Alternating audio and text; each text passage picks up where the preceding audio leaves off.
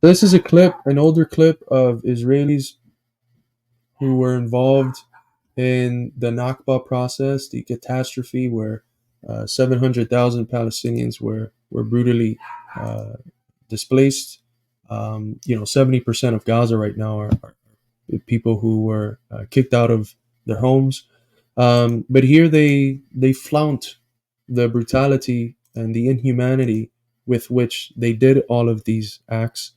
Um, and I don't know about you guys, but when I listened to this, it was very reminiscent of one of the greatest forces of evil the 20th century saw, which is Nazism.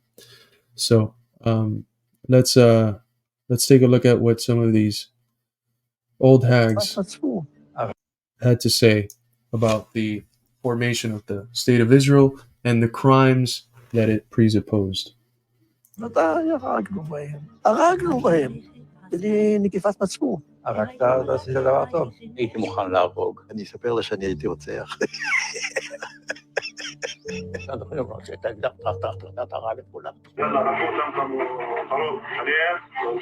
בזמן קרב, אם מישהו הרים ידיים, משהו כזה, לא לקחתי שבויים. כמה עכשיו אנשים הרגת ככה? לא ספרתי. So fucking funny.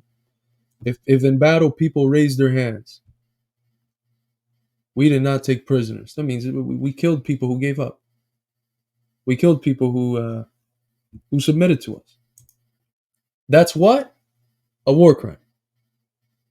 An internationally recognized war crime. And this fuckface is laughing at that legacy that he participated in. אני לא יכול לדעת בחיי. הוא תפס אישה, חתיכה צעירה, נכנס... Look at their fucking faces when they tell these stories. You know, say you participated in any of these horrors. How would you live with yourself?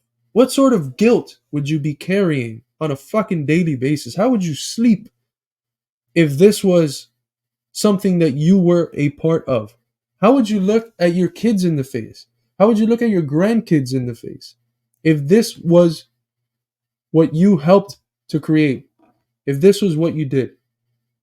So the fact that these people are just sitting there and laughing and jokingly telling the story as if they're, talking about that one time that Pepito's fly was down in the middle of the baseball game.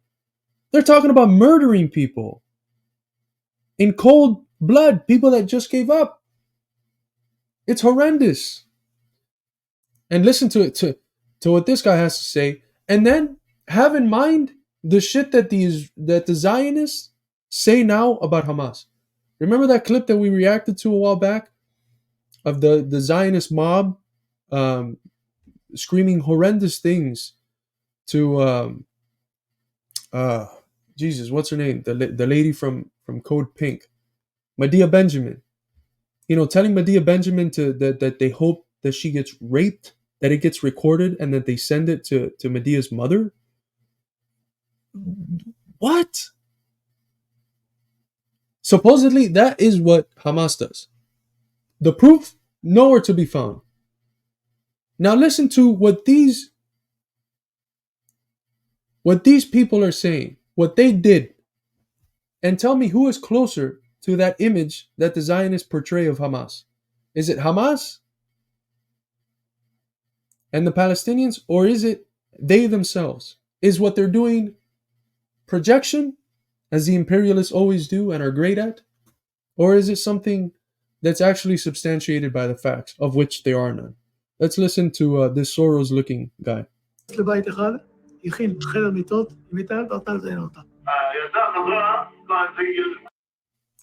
Exactly what Daniel says here. If Palestinians said shit like this, imagine the performative outrage from the Zionists. It's insane that we can go on our social media and are just bombarded with incredibly racist shit said by the Zionists.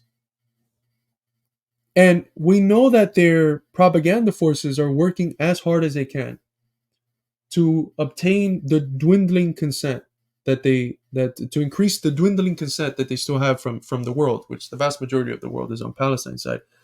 If even one Palestinian was caught speaking like this, it would be in the mainstream news cycle 24 fucking 7. They would never stop sharing it. It'd be that one piece of evidence that they bring to every debate. Where are those clips? Where are those clips? I'm sorry to quote who I'm about to quote, but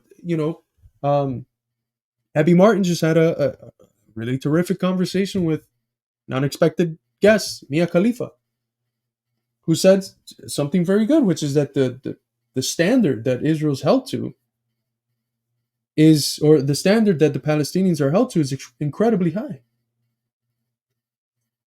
The Palestinians don't have the luxury to have even a few dumb individuals say dumb things, because that would be plastered all over the news and used to justify the massacre of a whole people. And yet the Israelis can go on screaming all the stupidities and disgusting things that they say, and no one bats an eye.